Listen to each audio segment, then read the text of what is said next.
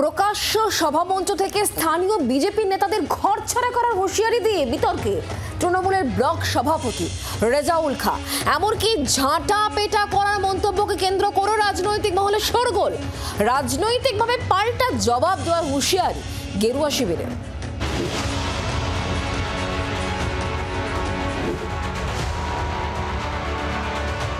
আপনারা মা বোনেরা যদি সঙ্গে থাকেন, বিজেপির কয়েকটা চেংড়া নেতা আছে, সেই নেতাগুলোকে আমি বাড়ি ছাড়া করবো। যেভাবে লোকসভা ইলেকশন করেছিলেন, যেভাবে আমরা উপনির্বাচন করেছিলাম, তার উপযুক্ত জবাব আমরা পাই টু পাই একবারে হাতে কাটে বুঝে নেবো আমরা।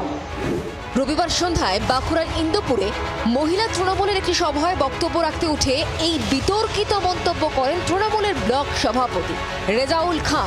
গত পঞ্চায়েত নির্বাচনে বাঁকুড়ার ইন্দুপুর ব্লকের বহু আসনে মনোনয়নই জমা করতে পারেনি বিরোধীরা। সেই সময় শাসক দলের বিরুদ্ধে সন্ত্রাসের অভিযোগে সরব হয়েছিল বিরোধীরা। সামনে ফের বিধানসভা ভোট, তার আগে শাসক দলের নেতার হুমকি হুঁশিয়ারিতে তপ্ত রাজনীতি। বিতর্কের পরও নিজের বক্তব্যে অনড় তৃণমূল ব্লক সভাপতি রেজাউল খাঁ। আমি মিটিংয়ে বলেছি, এখনো বলছি আপনাদের, রাজনৈতিকভাবে বিজেপির চ্যাংড়াদের, বিজেপির উন্মাদদের, যারা জাতি ধর্ম ঝগড়া লাগায়, কুণ্ডুল লাগায়, তাদেরকে রাজনৈতিকভাবে ছাড়া করবই। একটা চ্যালেঞ্জ আমাদের রইল। মমতা বন্দ্যোপাধ্যায় উন্নয়নটাকে বিজেপি কপি করছে, তো মহিলারা এমনিতে তাদের আচারাপিটা করবে, আমায় বলতে হবে না।